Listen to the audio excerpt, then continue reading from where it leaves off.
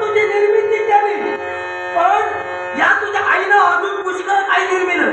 पाहून घे, जीवाचं समाधान करून घे, नाही तर फुकटचा माझ्या हातून चिंता करू नको. योग्य त्या प्रकारे मीच तिला आईनं केळीचं वन सुद्धा निर्माण केलंय. त्या केळीच्या वनात जाऊन आनंद लुटून घे. पानांच्या कसं केळीच्या पानात तुला केळीच्या पानावर ठेवायचं.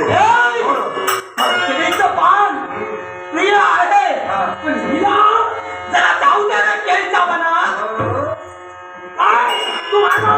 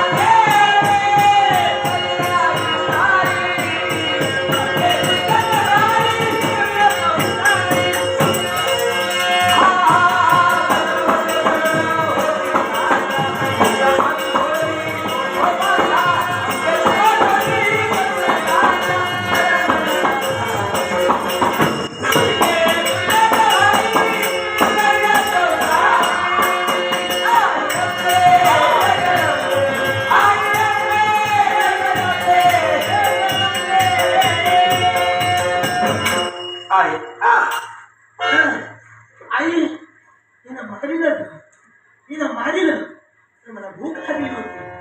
मला काहीतरी जाता जाता खायला माती का ते नको रे.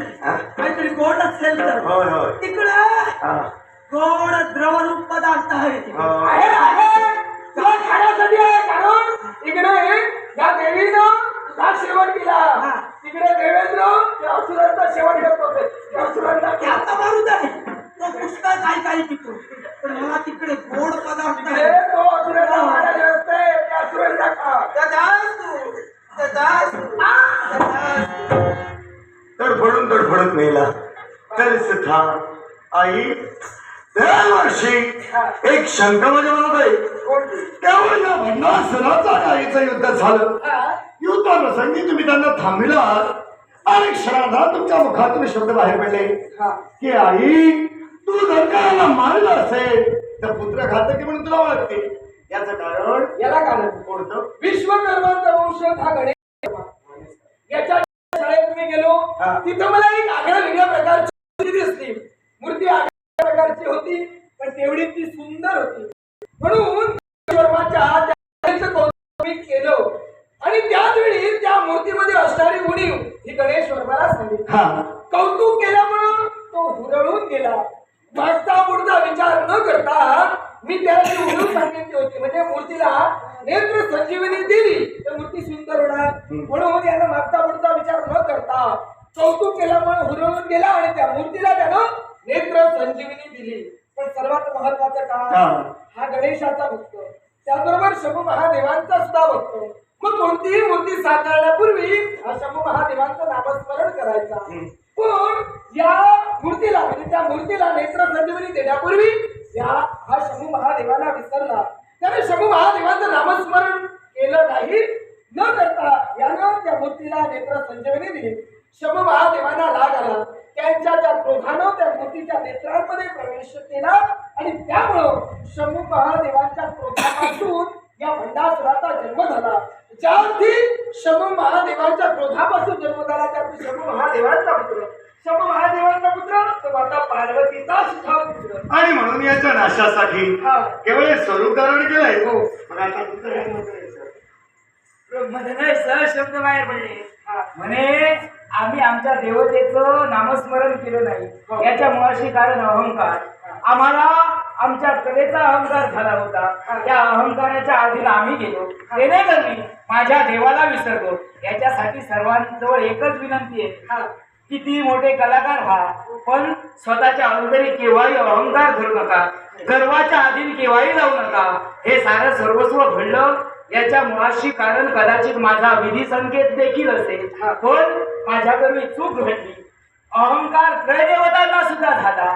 ज्यावेळी त्रयदेवतांना अहंकार झाला, एका विक्षिप्त पक्षाकरवी त्यांच्या अहंकाराचा नाश झाला. प्रतिविश्व निर्माण केलं गेलं. त्या प्रतिविश्वाच्या निर्मितीनंतर त्रयदेवतांचा अहंकार सुद्धा नाहीसा झाला. पण अति तिथं माती निश्चित आहे. गर्वाचं घर नेहमी खालीच असणार आहे. याच्यासाठी सर्वांजवळ हात जोडून विनंती आहे, किती मोठे कलाकार व्हा, पण अंतरी केव्हाही अहंकार धरू नका. कलावंत होण्यापेक्षा गुणवंत होणं खूप गरजेचं आहे. अति सर्वत्र वर्जत आहे. ज्याला अति झाली त्याची माती नक्की झाली. पण देवर्षी हे आईनं स्वरूप धारण केलंय. याला म्हणला सुराचा घात सुद्धा केला. मग याला नाव हे नाव असणार आहे महारुद्री. महारुद्री हिचं नाव. पण आई एक राजकथा शुद्धीवर यावं म्हणून या धीवर राजाने यांच्या कन्येनं हे व्रत केलं 5 दिवसाचं. याला महत्व दे काय? नक्कीच महत्व असणार. कारण ठाणी जे व्रत केलं ते स्वतःच्या स्वार्थासाठी नव्हे, राजन तुझ्यासाठी केलं. याच्याही मुली देव देवतांनी ललित होऊन म्हणजे एकत्रित येऊन हे व्रत केलं होतं. पण ह्या व्रताला नाव नव्हतं, महत्व नव्हतं. याला नाव मिळावं, महत्व यावं म्हणून हे सारं नाट्य ह्या नारदराणी मीच घडविलं. याच्यामुळं या व्रताला ललित पंचमी असं नाव होईल. आणि धन्य धन्य झालो. संपलं चालू आहे नवरात्रीचा दिवस. आणि या नवरात्रीचा आज 5वा दिवस. 5 दिवसाचं व्रत या धीवराजांकडे घडलं गेलं. आणि या 5व्या दिवसाला ललिता पंचमी म्हणून ओळखलं जाईल. पण तत्पूर्वी माझी एक इच्छा आहे, मला याच्याशी लग्न करायचंय. हो हो सत्पात्रिकामध्ये तो उपस्थित आहे.